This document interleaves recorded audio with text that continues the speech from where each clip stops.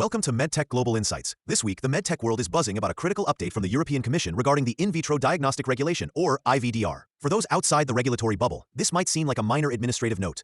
But for IVD manufacturers, it's another stark reminder that the transition period is ending, and the regulatory landscape in Europe has fundamentally changed. The core of the issue is the shift from a relatively simple list-based system under the old directive to a risk-based classification system under IVDR. This means about 80% of all IVDs now require oversight from a notified body, up from just 20% previously.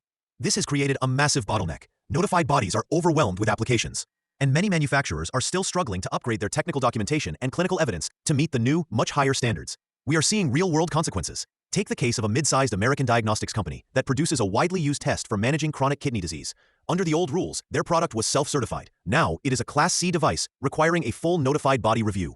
Their technical file, which was adequate for years, now lacks the depth of clinical performance data IVDR demands. They submitted their application 18 months ago and are still waiting for a substantive review, placing their entire European revenue stream at risk. This is not an isolated case. The market is facing a potential culling of legacy products, not because they are unsafe, but because demonstrating compliance is now a monumental task. This situation creates a strategic challenge. Companies that invested heavily in regulatory affairs and began the transition process years ago are now in a strong position.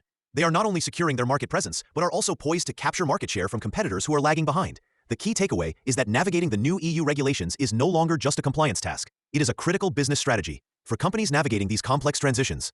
Seeking expert guidance can be a game changer. For support with global market access and regulatory strategy, you can reach out to us by email or visit our website for more resources. Contact Pure Global at info@pureglobal.com or visit us at https://pureglobal.com.